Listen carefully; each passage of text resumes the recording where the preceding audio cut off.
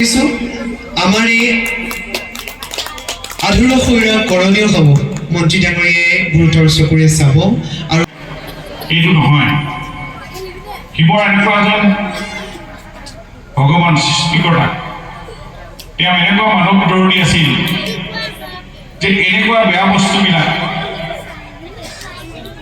তেওঁ সমাজে যাতে কোনোৱে নাখায়, সমস্ত এনেকুৱাখিনি তেওঁ নিজে পান কৰিছে, যাতে আনৰ জীৱনটো নাযায়। আৰু এই ভাৰতীয় সংস্কৃতি পৃথিৱীৰ ভিতৰত শক্তিশালী সংস্কৃতি, কোনো দেশত এনেকুৱা সংস্কৃতি পাবলৈ নাই। সেয়ে আমি ভাৰতীয় হিচাপে আমি গৌৰৱ কৰিব পাৰোঁ। অসমীয়াৰ জগতগুৰু শংকৰদেৱে দি যোৱা নাম ধৰ্মই আমাক কেনেকৈ সজীৱ কৰি তুলিছে, জাতিটোক প্ৰাণ দিছে। সকলোকে একত শক্তিশালী সংগঠন আছে।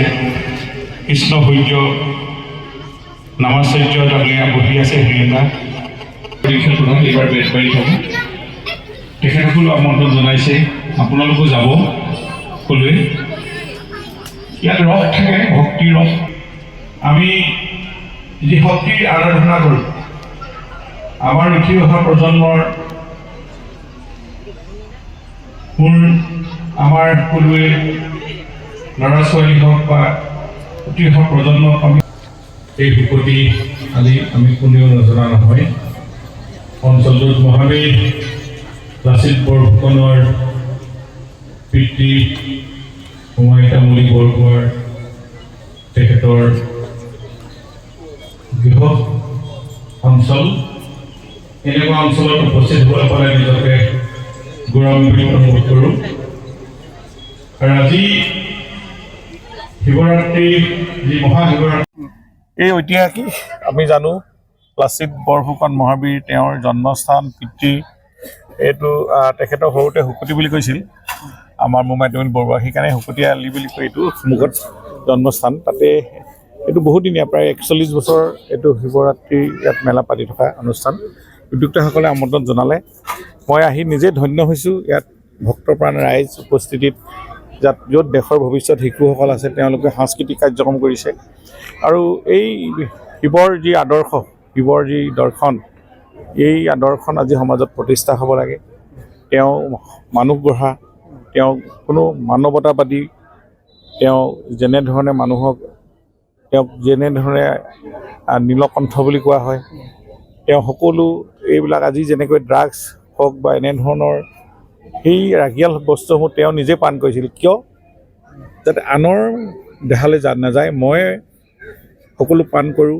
মানে সেইদৰে তেওঁ মানুহ জীৱনৰ ৰক্ষা কৰা, মানৱ জীৱন ৰক্ষা কৰা এজন ভগৱান। আৰু তেখেতক আমি ইয়াত শ্ৰীচৰণত মূৰ দুৱাইছোঁ। গতিকেলৈ এই আদৰ্শৰে সমাজখন গঢ়িব লাগে। মই ভাবোঁ উঠি অহা প্ৰজন্ম সৎ হ'ব লাগে, আদৰ্শৱান হ'ব লাগে, মানুহ হিচাপে জন্ম লোৱা, মানুহৰ জীৱনত কৰিবলৈ কামবোৰ কৰিব লাগে। মানুহ কেতিয়াও অমানুহ হ'ব নালাগে, মানুহে মানুহৰ প্ৰতি যি দায়িত্ব, এনেকুৱাবিলাক এই ধৰণৰ অনুষ্ঠানবিলাকে শিকায়। আৰু এই মহানতাই আমাৰ ভাৰতীয় সংস্কৃতি, অসমীয়া সংস্কৃতিক মহান কৰি তুলিছে।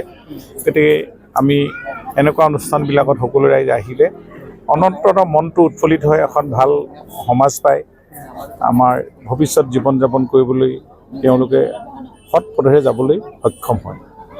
সেয়ে আজি ইয়াত ভক্তপ্ৰাণ ৰাইজক মই সেৱা জনালোঁ। আৰু উদ্যোক্তাসকলে এনেকুৱা মহান অনুষ্ঠান পাতি থাকক, উঠি অহা প্ৰজন্মক সৎ পথলৈ আগুৱাই লৈ যাওক, বেয়া কামৰ পৰা ৰক্ষা কৰক, সৎ পথত যাবলৈ শিকাওক, এয়ে মোক ক'ব লাগিব।